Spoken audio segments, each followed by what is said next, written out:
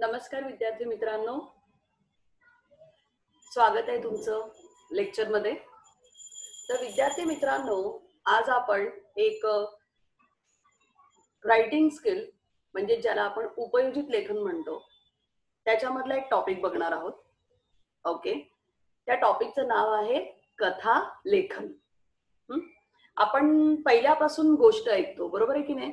लहानपणापासून आपल्याला गोष्ट ऐकायची सवय असते है ना. आपल्याला गोष्टी ऐकायला खूप आवडतात. आपण लहानपणी भूताच्या, बरोबर आहे, राक्षसाच्या, परीच्या, है ना, शूरवीर राजांच्या अशा कथा नेहमी ऐकतो है ना. आपल्याला कथा ऐकायला खूप आवडतं की कथेमुळे कसं ना आपलं मनोरंजन होतं है ना. आपल्याला एंटरटेनमेंट जे ते एंटरटेनमेंट मिळतं.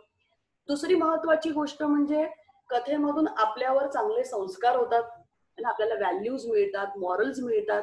त्याच्यासाठी पण कथा असते. म्हणून तर लहानपणी आपले आजी आजोबा, आपले आई वडील है ना, शाळेत गेल्यानंतर आपले शिक्षक हे आपल्याला नेहमी काही ना काही कथा ऐकवत असतात. म्हणजे एखादी गोष्ट जर आपल्याला नाही समजली ना, की ती छानशी स्टोरी आपल्याला सांगतात की त्या स्टोरीमुळे आपल्याला ती गोष्ट पटकन समजते की त्यांना आपल्याला सांगायची आहे. किंवा एखादी गोष्ट जर आपल्याला समजवायची असेल तर ते मस्त कथा सांगतात है ना. आणि स्टोरी आपण एनी टाइम रेडी असतो ऐकायला, राईट.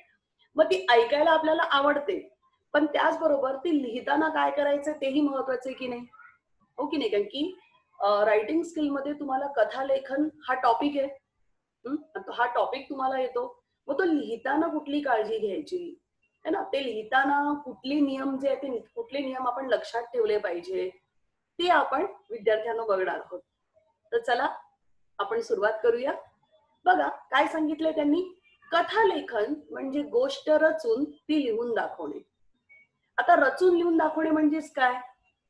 तर विद्यार्थ्यांना तुम्हाला माहिती आहे ना, तुमच्या पेपरमध्ये तुम्हाला कथेच्या प्रश्नामध्ये मुद्दे दिलेले असतात. पॉइंट्स आर गिवन, बरोबर. तुम्हाला मुद्दे दिलेले असतात. ते मुद्दे तुम्ही एक दुसऱ्याशी कनेक्ट करता आणि मग ते जोडून म्हणजे ते रचून ते एकमेकांना कनेक्ट करून तुम्ही काय लिहिता? स्टोरी लिहिता. म्हणजेच काय, तर मुद्दे एकमेकांना जोडायचे आणि ती जी कथा आहे ती कथा आपण तयार करतो. पॉइंट्सना कनेक्ट करून आपण कथा तयार करतो. म्हणजे ती रचावी लागते तुम्हाला है ना. ते तुम्हाला नुसते पॉइंट्स देतात, मुद्दे देतात आणि मग ते तुम्ही मुद्दे जोडून काय करता? एक सुंदर जी स्टोरी आहे ती सुंदर स्टोरी तुम्ही फ्रेम करता. मग आपण बघूया की जेव्हा तुम्ही लिहिता है ना, तुम्ही जेव्हा ऑन पेपर, जेव्हा तुम्ही पेपरामध्ये कथा लिहिता तेव्हा ती कथा लिहिताना कुठली काळजी घ्यायची, बरोबर आहे. तर चला बघूया. आता बघा, काही नियम आपण फॉलो करायचे. प्रत्येक नियम नीट समजून घ्या. या कथा लेखनासाठी लक्षात ठेवण्याचे मुद्दे. अगोदरची गोष्ट तुम्हाला समजली. आता बघूया लिहिताना कथा काय करायचं. आता बघा, कथा लेखनासाठी सगळ्यात पहिला नियम काय आहे? दिलेले मुद्दे नीट काळजीपूर्वक वाचा. म्हणजेच काय? Read the points carefully. कारण की दिलेले पॉइंट्स जे असतात म्हणजेच मुद्दे जेव्हा तुम्ही नीट वाचता तेव्हा तुम्हाला त्याचं शीर्षक, ओके, म्हणजेच त्याचं टायटल कसं असलं पाहिजे, स्टार्ट कशी केली पाहिजे, शेवट म्हणजे एंडिंग कसा असला पाहिजे, या सगळ्या गोष्टी तुम्हाला समजत असतात. पण जर तुम्ही मुद्देच नाही नीट वाचले, बरोबर, आणि तेच समजून नाही घेतले तर तुम्ही कथा लिहू शकणार नाही. त्यामुळे जे पॉइंट्स दिलेले असतात ते समजून घेणं खूप महत्वाचं आहे. ते पॉइंट्स आपण नीट समजून घेतले पाहिजे.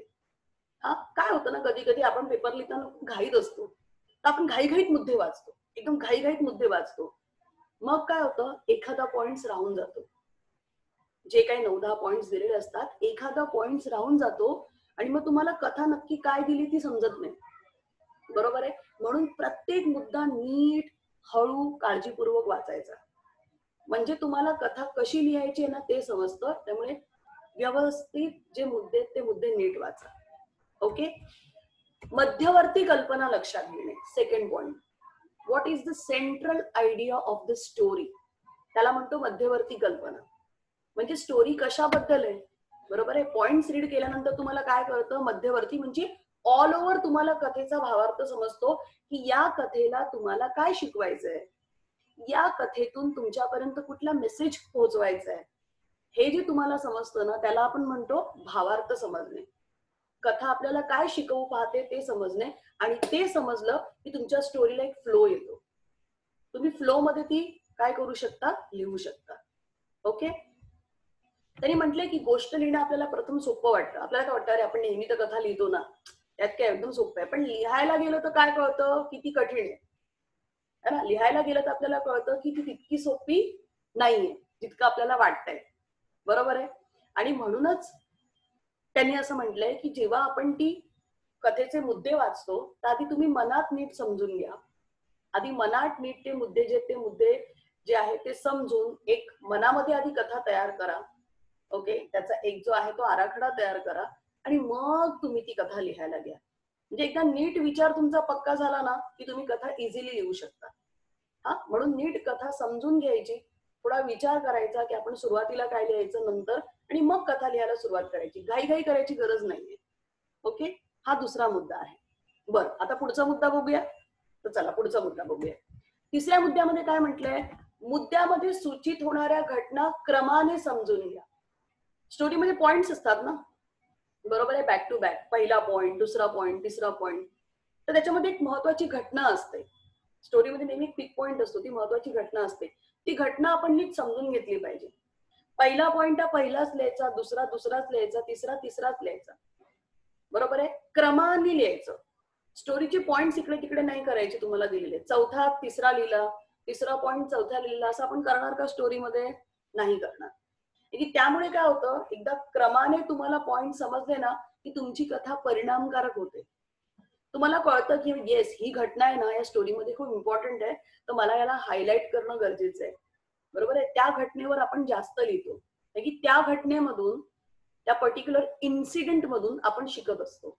म्हणून त्या घटनेला हायलाइट करणं, त्याला प्रेझेंट करणं स्टोरीमध्ये जास्त महत्वाचं असतं. ओके. त्यामुळे जे आहे त्या घटना नीट समजून घ्या. आरंभ व शेवट कसा असावा ठरवणे. तर कथेचा प्रारंभ म्हणजे स्टार्ट आकर्षक असावा, अट्रॅक्टिव्ह असली पाहिजे, आणि शेवट प्रभावी असावा. म्हणजे इम्पॅक्ट कुठे असतो, शेवटी असतो. स्टोरीचं स्टार्ट का अट्रॅक्टिव्ह असलं पाहिजे, because then you are creating a background. है ना. स्टोरीसाठी तुम्ही वातावरण निर्मिती करता, ऍटमॉस्फिअर क्रिएट करता, आणि एंडिंगला स्टोरीचा इम्पॅक्ट असतो की तिथे तुम्ही स्टोरीतून काय शिकला हे आपण बघत असतो. तुम्ही स्टोरीतून जे शिकता, जो मेसेज तुमच्यापर्यंत पोहोचतो, तो एंडिंगच्या पॅरेग्राफ मध्ये असतो, म्हणून तो प्रभावी, म्हणून त्याच्यामध्ये इम्पॅक्ट जो तो इम्पॅक्ट तिकडे असला पाहिजे. हा. मग त्यांनी म्हटलंय की आकर्षक असावा. मग स्टार्ट कशी विद्यार्थ्यांना आकर्षक करणार, बरोबर आहे ना. मग आपण असं करू शकतो की स्टार्टिंगचा जो तुम्ही फर्स्ट पॅरेग्राफ लिहिता तिथे आपण अशी सुरुवात करू शकतो, जीवनात आहेत अनेक सुखदुःखाच्या व्यथा, मी सांगणार आहे तुम्हाला माझ्या आजीबाईंची कथा. अँड देन यू स्टार्ट की रामपूर नावाचे गाव होते, तिथे एक शिंपी राहत होता. ओके. त्याचे जे आहे ते कपडे शिवण्याचे दुकान होते. ती स्टोरी जशी असेल मग तसा तुम्ही बॅकग्राऊंड देऊ शकता. कळतंय तुम्हाला? म्हणजे असं तुम्ही लिहू शकता. हा, कळलं तुम्हाला? जीवनात आहेत अनेक सुखदुःखाच्या व्यथा, मी सांगणार आहे तुम्हाला माझ्या आजीबाईंची कथा. आहे की नाही सुंदर? अशी सुरुवात करा, है ना. कुछ अलग लिखते हैं, हे लिहून पहा. इम्पॅक्ट चांगला येईल. याला म्हणतो अट्रॅक्टिव्ह स्टार्ट. ओके. याला म्हणतो आपण अट्रॅक्टिव्ह स्टार्ट. आता पुढे बघा काय सांगितलंय, भूतकाळ वापरावा. फार महत्वाचा मुद्दा आहे, कारण की जी कथा आहे ती कधीही वर्तमान काळात किंवा आपण भविष्य काळात लिहत नाही. जसं एक गाव होते, त्या गावात एक घनदाट जंगल होते, तिथे भरपूर प्राणी राहत होते. म्हणजे होता, होती, होते, झाले, गेले, पास्ट टेन्स. स्टोरी तुमची नेहमी कशामध्ये असते, पास्ट टेन्स मध्ये असते. कळलं तुम्हाला? असं लिहायचं. अकॉर्डिंग टू द जेंडर, राजा असेल तर होता, है ना, राणी असेल तर होती. अनेक वचन मध्ये आपण होते लिहितो. ते लिंगानुसार तुम्ही ते शब्द लक्षात घेतले पाहिजे. पण पास्ट टेन्स मधलेच काय येतात, वर्ब येतात. स्टोरी पूर्ण भूतकाळामध्ये असते. या नेक्स्ट बघा पॉइंट काय सांगितलंय, संवाद. कथेमध्ये आवश्यकतेनुसार संवाद असावा, म्हणजेच डायलॉग. बरोबर आहे. आणि त्यासाठी योग्य विरामचिन्हांचा वापर करावा. बघा, स्टोरीमध्ये एकतर माणसं असतात, है ना, ह्युमन बिंग्स कॅरेक्टर असतात आपल्या स्टोरीमध्ये, किंवा मग ॲनिमल्स असतात, प्राणी असतात. दोघांसाठी पण आपण डायलॉग लिहू शकतो, कारण की ही कथा आहे ना, इथे इमॅजिनेशन पण असतं, इथे कल्पना आपण करतो. मग भले माणसं एकमेकांशी बोलतायत त्यांचे तुम्ही डायलॉग लिहा, प्राण्यांची कथा असेल, इवन ॲनिमल्स असतील, तरी पण तुम्ही त्यांचे पण डायलॉग लिहू शकता. आणि तुम्हाला माहितीये की डायलॉग जेव्हा आपण लिहितो ना, आपण डायलॉग लिहितो संवाद, तेव्हा स्टोरीचा इम्पॅक्ट मस्त येतो.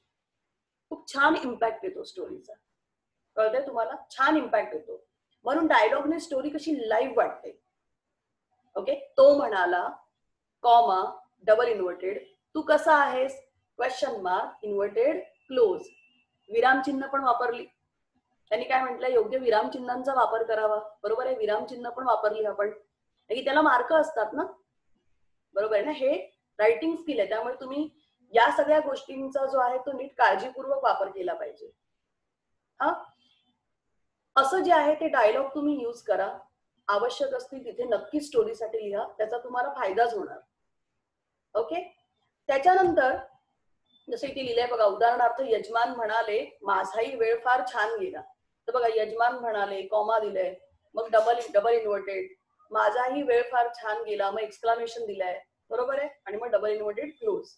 कुठलाही डायलॉग जेव्हा वापराल त्या पात्रांच्या मध्ये किंवा त्या प्राण्यांच्या मध्ये, तर विरामचिन्ह नीट वापरा, ती योग्य ठिकाणी वापरा. कथेमध्ये मधून मधून म्हणी आणि वाक्प्रचार यांचा वापर करावा. म्हणजेच काय, म्हणी म्हणजे प्रोवर्ब. बरोबर, म्हणी आपण म्हणतो त्याला इंग्लिशमध्ये काय म्हणतात, प्रोवर्ब. आणि वाक्प्रचार म्हणजे फ्रेझेस. ओके, वाक्प्रचार म्हणजे फ्रेझेस. हा, मधून मधून वापर करावा म्हणजेच काय, तर तुम्ही प्रोवर्ब असतात ना, प्रोवर्ब, की प्रोवर्ब वापरली तर स्टोरी अट्रॅक्टिव्ह होते. फ्रेझेस वापरली की स्टोरीची भाषा खूप चांगली होते, है ना. त्याचं लँग्वेज जे असतं, जे तुम्ही स्टोरीमध्ये वापरता, ते सेंटेन्स ऐकायला खूप छान वाटतात. जसं की तुम्ही टायटल लिहिता, हे ज्या म्हणी आहेत ना, म्हणी स्पेशली प्रोवर्ब, तुम्ही टायटल साठी यूज करू शकता.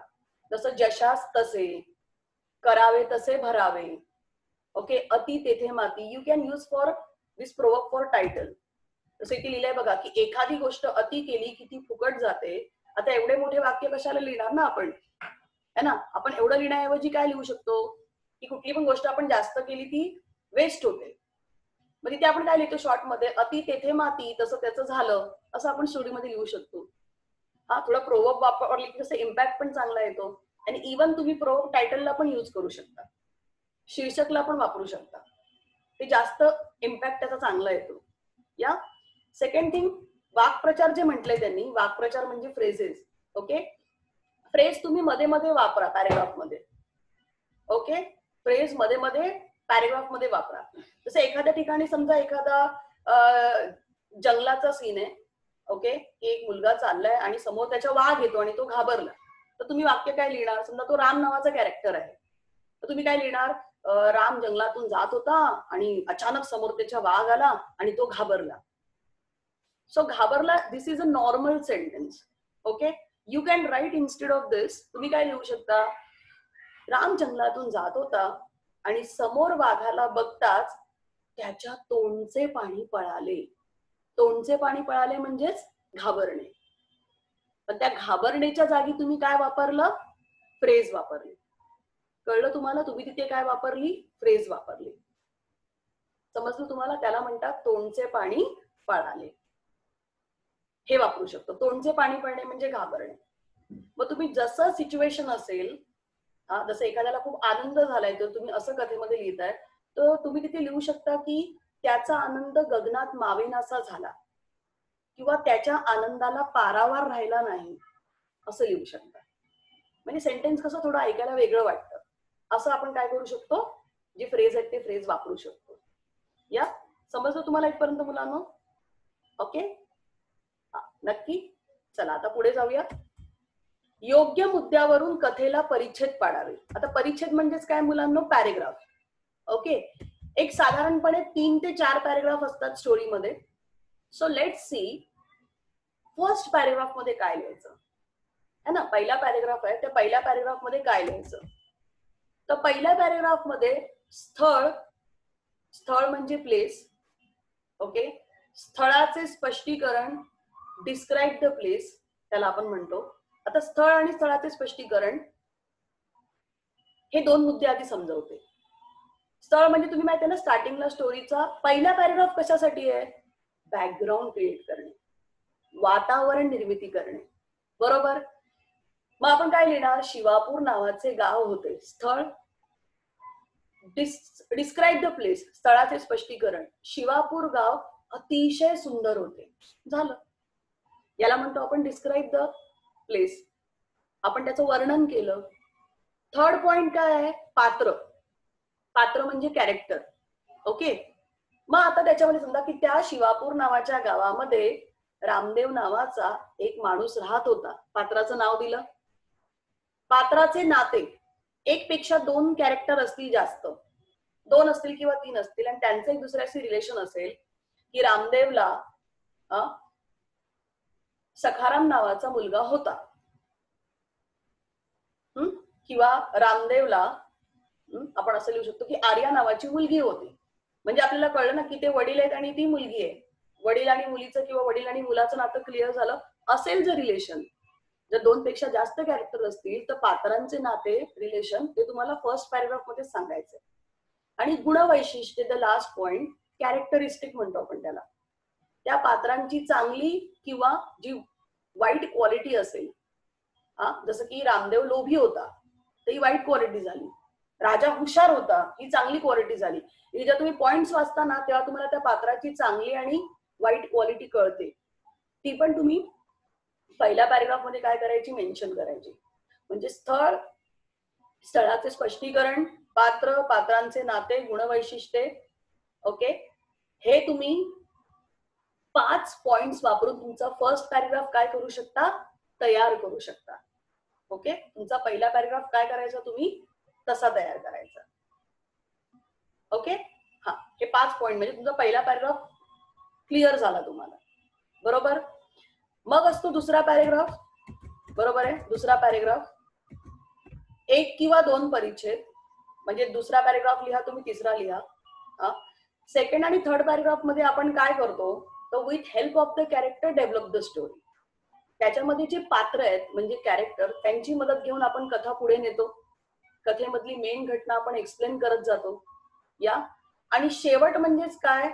तर लास्ट पॅरेग्राफ, किती इम्पॅक्ट असतो त्या स्टोरीचा, मॉरल असतो तिकडे. त्यामुळे तो त्याच्यामध्ये तो एकदम इम्पॅक्टफुल असला पाहिजे, त्याची भाषा तशी असली पाहिजे, त्यामुळे ते इम्पॅक्ट आला पाहिजे. कळलं तुम्हाला? हे लक्षात घ्या.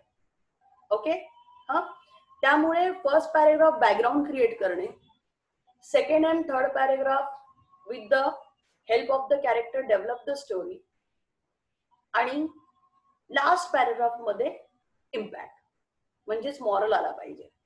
मग तो त्या पद्धतीने लिहायचा. असे हे स्टोरीचे पॅरेग्राफ डिवाइड असतात. 1 पेज तुम्ही स्टोरी लिहा. या, एक पॅरेग्राफ 4 ते 5 लाईनचा, तेवढा बस होईल. किंवा तुम्हाला जर जास्त लिहायला सांगितलं असेल तर तुम्ही जास्त पण लिहू शकता, पण 1 पेज पण तुम्ही चांगली स्टोरी लिहू शकता. हे झालं किती लिहायचं आणि पॅरेग्राफ जे ते पॅरेग्राफ कसे कसे बनवायचे. कथेला योग्य शीर्षक द्या. याचा अर्थ काय? तर टायटल, जसं की लिहिले बघा, शीर्षक देताना जसं की प्रामाणिक शेतकरी, बुद्धांचा उपदेश. तुमच्या त्या स्टोरीमध्ये जो कॅरेक्टर आहे आणि त्याची जी कॅरेक्टरिस्टिक आहे, त्याची जी खासियत आहे, ती वापरून तुम्ही टायटल तयार करू शकता. जसं हुशार ससा है ना, ससा हुशार असेल तर आपण काय लिहिणार? हुशार ससा. चतुर शेतकरी म्हणजे क्लेवर फार्मर ज्याला आपण म्हणतो, तर त्याची चांगली, लोभी माणूस असं पण लिहू शकता. त्याची कॅरेक्टरिस्टिक घेऊन पण तुम्ही काय करू शकता? जी टायटल आहे ती टायटल बनवू शकता. किंवा जसं मी तुम्हाला सुरुवातीला सांगितलं, जर प्रोवर्ब असेल तर तुम्ही प्रोवर्ब पण टायटल साठी वापरू शकता. करावे तसे भरावे, जशास तसे, दोघांचे भांडण तिसऱ्याचा लाभ, असं पण लिहू शकता जर ते त्या स्टोरीला सुटेबल आहे. ओके, 2 to 3 वर्ड्स मध्ये तुम्ही टायटल द्या. 2 ते 3 शब्दांचं आयडियल टायटल असतं तर ते तुम्ही देऊ शकता. त्याच्यानंतर आहे महत्वाचं की ते मध्येच लिहा. जो तुमचा पेपर असतो त्या पेपराच्या मध्यभागी टायटल लिहा. हा, आणि टायटल नंतर एक लाईन पण लिव्ह करा फॉर प्रेझेंटेशन. त्याच्यानंतर आहे कथेचे तात्पर्य लिहावे. स्टोरी लिहून झाली पूर्ण, आणि मग एंडिंगला आपण काय लिहितो मुलांना? तात्पर्य, की तुम्ही कथेतून काय शिकलात ते तुम्ही कुठे लिहिता? एंडिंगला लिहिता, बरोबर आहे. मग तात्पर्य येणार शेवटी. हा, तात्पर्य, तर त्याला आपण म्हणतो मॉरल. या तात्पर्य म्हणजेच मॉरल. तर मॉरल जे आहे ते मॉरल किती लिहितात? एका वाक्यात लिहितात. कळते तुम्हाला? एका वाक्यामध्येच आपण लिहितो. जसं जशास तसे आपण टायटल दिलं असेल स्टोरीला, तर आपण तात्पर्यामध्ये काय लिहिणार? आपण जसे दुसऱ्याशी वागतो तसेच लोक आपल्याशी वागतात. तुम्ही स्टोरी मधून काय शिकलात? What do learn from the story? ते तुमचं काय असतं? तात्पर्य असतं. ते तुम्ही लिहायचं. कळलं तुम्हाला? ओके, या. तर हे झालं शीर्षक कसं पाहिजे, तात्पर्य कसं पाहिजे. आता प्रेझेंटेशन. आता बघा इथे एक पेजवर दाखवले की कथा कशी लिहायला पाहिजे, बरोबर आहे. इथे जसं लिहिलंय बघा प्रश्न क्रमांक, तर इथे तुम्ही क्वेश्चन नंबर लिहिता जो काही तुमच्या पेपरामध्ये कथेचा असेल तो. हा, आणि बघा तुम्हाला दिसतंय बघा, सर्वात पहिले त्यांनी काय लिहिलंय? टायटल. आणि थोडं बघा फॉन्ट साईज मोठी लिहिली आहे. चतुर न्यायाधीश. चतुर म्हणजे काय? क्लेवर. न्यायाधीश म्हणजे जज. मग काय झालं? चतुर न्यायाधीश म्हणजे का हुशार जज बद्दल ही स्टोरी आहे. देन बघा लिव्ह वन लाईन. तुम्हाला दिसतंय इथे बघा एक लाईन लिव्ह केली आहे, तर ती लाईन तुम्ही सोडा आणि ती प्रेझेंटेशनला छान दिसते. तुम्ही जर लगेच दुसऱ्या लाईनवर स्टोरी स्टार्ट केली तर ते प्रेझेंटेशनला चांगलं दिसणार नाही आणि ते मिक्सअप वाटेल. तो स्पेस इज व्हेरी इम्पॉर्टंट. मग बघा त्यांनी काय लिहिलंय? खूप वर्षापूर्वीची गोष्ट आहे. अवंतीपूर नगरात लक्ष्मीकांत नावाचा एक धनाढ्य व्यापारी राहत होता. बघा छान स्टार्ट केली ना, खूप वर्षापूर्वीची गोष्ट आहे. तुम्ही इंग्लिशमध्ये कसं म्हणता? Long long years ago. तर तुम्ही हे वाक्य सगळ्या स्टोरीसाठी वापरू शकता. छान आहे वाक्य. त्यानंतर धनाढ्य म्हणजेच काय? खूप श्रीमंत, बरोबर आहे. धनाढ्य. तर अवंतीपूर गावामध्ये एक लक्ष्मीकांत नावाचा श्रीमंत व्यापारी आहे. एके दिवशी त्याची अंगठी चोरीला गेली. त्याला आपल्या नोकरावर संशय होता, त्यामुळे हे प्रकरण कोर्टात गेले. आता तो व्यापारी आहे ना, मर्चंट आहे म्हणजे तो श्रीमंत. त्याची रिंग कुठल्या तरी त्याच्याकडे खूप सर्वंट आहेत, तर एका नोकराने ती चोरली. तर तो मॅटर कोर्टमध्ये घेऊन गेला. त्याने अगोदर विचारलं असेल पण गुन्हा काय कोणी कबूल नाही केला, तर त्याने मॅटर जो आहे तो कोर्टमध्ये नेला. न्यायाधीशांनी सर्व नोकरांची चौकशी केली, बरोबर आहे, सगळ्यांची इन्क्वायरी केली, पण त्यांना अंगठी चोर काही सापडला नाही. त्याला त्याच्यावर डाऊट होता. त्याने काय केलं? सगळ्यांना बोलावलं. हा, पण काय सगळे कोणीच काय मी केलं असं कोण ऍक्सेप्ट करणार, बरोबर. न्यायाधीश खूप हुशार होते, जज क्लेवर होते. त्यांना एक युक्ती सुचली, आयडिया. त्यांनी समान उंचीच्या काठ्या व्यापाऱ्याच्या सर्व नोकरांना दिल्या आणि सांगितले, हा म्हणजे त्या जे काही त्याच्याकडे काम करणारे नोकर होते त्यांना ना स्टिक दिल्या हातामध्ये, काठी दिली. आणि मुद्दामून काय सांगितलं? या जादूच्या काठ्या आहेत, या काठ्या आपल्या जवळ ठेवायच्या आहेत. ज्याने अंगठी चोरली असेल त्याची काठी उद्यापर्यंत 2 इंच वाढेल. म्हणजे तुम्ही या काठ्या तुमच्या जवळ ठेवा. त्या सगळ्या नोकरांना दिल्या आणि तो काय बोलला? ज्याने चोरी केली असेल ना त्याची 2 इंच वाढणार. हा, बाकी त्यांची आहे तशी राहील. न्यायाधीशाचे बोलणे ऐकून खरा चोर घाबरला. त्याला रात्रभर झोप काही लागली नाही. आपली काठी 2 इंच वाढणार या भीतीने त्याने ती काठी 2 इंच कापून कमी केली. बरोबर की बापरे उद्या वाढेल, बरोबर आहे ना. चोराच्या मनात चांदणे की नाही. जो चोरी करतो त्यालाच भीती वाटणार. त्याला वाटलं की अरे बापरे आपलं तर आता उद्या पोल तर आपली खुलणार. मग त्यापेक्षा आपण काय करूया? आपण 2 इंच कापूया, म्हणजे उद्या वाढली तरी ती तितकीच राहील. त्याला हे नाही माहिती की न्यायाधीशाने ते मुद्दामून सांगितलंय. दुसऱ्या दिवशी काय झालं? दुसऱ्या दिवशी न्यायाधीशाने सर्व नोकरांच्या काठ्या बघितल्या. खऱ्या चोराची काठी 2 इंच लहान होती, है ना. कारण ज्याने कापली होती, की बाकी ज्यांनी चोरी केलीच नाही ना, तर ते कशाला काठी कापतील? ज्याने चोरी केली त्यालाच भीती वाटणार ना, त्यानेच कापली. अशा प्रकारे खरा चोर पकडला गेला. त्याची व्यापाऱ्याला अंगठी परत देऊन चोराने व्यापाराची क्षमा मागितली, है ना. म्हणजे त्या चोराने, ज्याने चोरली होती, जो नोकर चोर होता, त्याने व्यापाऱ्याला अंगठी परत दिली आणि व्यापाराची क्षमा मागितली.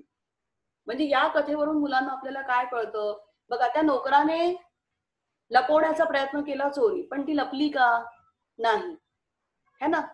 म्हणून स्टोरी कोणाविषयी होती, न्यायाधीशाविषयी, म्हणून काय दिलं, चतुर न्यायाधीश टायटल दिलं, पण स्टोरीतून शिकलो काय, म्हणून तात्पर्य काय दिलंय, खोटेपणा कधी ना कधी उघड होतोच. की तुम्ही कितीही खोटं बोललात, कितीही सत्य लपवण्याचा प्रयत्न केला, तरी सत्य एक दिवस बाहेर येतच. म्हणजे या स्टोरीतून तुम्ही हेच शिकलात की खोटं बोलून काही उपयोग नाही. बरोबर आहे. एखादी आपण चूक केली असेल तर ती आपण स्वीकारली पाहिजे, ती आपण ऍक्सेप्ट केली पाहिजे, त्याने काही आपण लहान होत नाही. बरोबर आहे ना. आपण ते मान्य केलं पाहिजे, तेच ते इम्पॉर्टंट आहे ना. चुका होतात माणसाकडून, आपण ऍक्सेप्ट केलं पाहिजे. तुम्ही लपवायला जाणार तर ती आपोआप समोर येणार. आणि कधी खोटं बोलायचं नाही. बरोबर आहे. आयुष्यात नेहमी खरंच बोललं पाहिजे, हे तुम्ही शिकला. कळलं तुम्हाला इतकं? बरोबर आहे. आपण कथा जी आहे ती कथेचे नियम सुरुवातीला बघितले, कथा लिहिताना कुठली कुठली काळजी घ्यायची ते आपण बघितलं, है ना. सुरुवातीला आपण काय वापरायला पाहिजे कथेच्या सुरुवातीला तेही तुम्हाला मी सांगितलं, आणि एक आपण कथा कशी लिहायची ती पण बघितली. बरोबर. आय होप विद्यार्थ्यांनो की तुम्हाला ही जी कथा आहे ती कथा कशी लिहायची हे या कथालेखनाच्या माध्यमातून समजलं असेल. ओके. तर तुम्ही नक्की आता जे नियम सांगितले ते वापरून तुम्ही कथा जी आहे ती कथा लिहा. तुम्ही नक्की चांगली कथा लिहू शकाल. बरोबर आहे. हा, तर नक्की ते फॉलो करा आणि बघा तुम्ही किती सुंदर कथा लिहू शकता. या, ऑल द बेस्ट.